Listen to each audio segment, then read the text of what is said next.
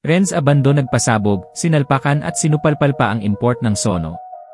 Anyari naman kay Kevin Quiambao. 4 points lang ang naitala. Kakaiba ang napanood natin na laban sa KBL, umangat ang anyang Red Boosters kontra Sono SK Gunners, at naging sentro ng aksyon ang dalawang Pinoy na sina Kevin Quiambao, na nasa starting 5 at si Renz Abando, na nagsimula muna sa bench pero sumabog pagpasok ng laro. Mainit ang simula ng Sono dahil sa mabilis na fast break ni Kevin Quiambao, leading to an early highlight mula kay Nathan Knight. Solid ang pasok ng Sono, outside shooting on point, finishing strong sa painted area, at na-establish nila agad ang control. Pero hindi pumapayag ang anyang. Bumawi sila gamit din ang outside shooting, at dito nagpakita ng magandang depensa si Quiambao, 2 blocks ang binigay niya kontra sa team nila Abando. Pero kahit ganoon, di pa rin natin makita sila kay sa court, hindi pa pinapasok si Renz. Pagpasok ng second quarter, biglang nag-iba ang ihip ng hangin. Maraming errors ang Sono, samantalang si Abando, agad nagpakawala ng 3 pagdating niya sa laro, at lumaki palalo ang lamang ng anyang. Hindi pa doon natapos, sinundan pa niya ng malupit na block sa import ng Sono na si Nathan Knight.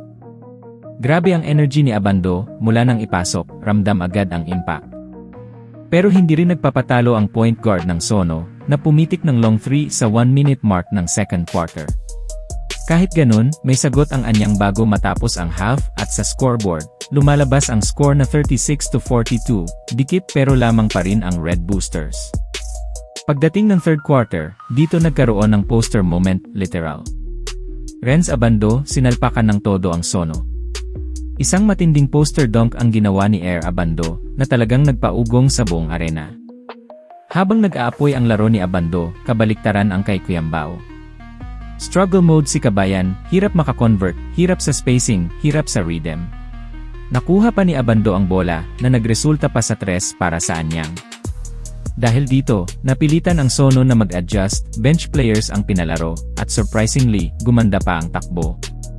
Unti-unti nilang naibaba ang lamang hanggang 4 points. Pero pagdating ng fourth quarter, hindi nila na-sustain ang momentum. Umulan ng errors, bumigat ang depensa, at sabay pa ang malamig na shooting ni Quiambao. Sa buong laro, 4 points lang ang naitala niya, habang si Abando naman naka 9 points, bukod pa sa highlight blocks at poster. Sa dulo, hindi na nakabalik ang Sono. Mas composed ang anyang, mas malinis ang execution, at mas solid sa crunch time. Final score, 78-87, panalo ang anyang Red Boosters. Nagpasabog si Renz Abando, habang na-stock sa 4 si Kevin Quiambao. Sa anyang Red Boosters papabor ang laban.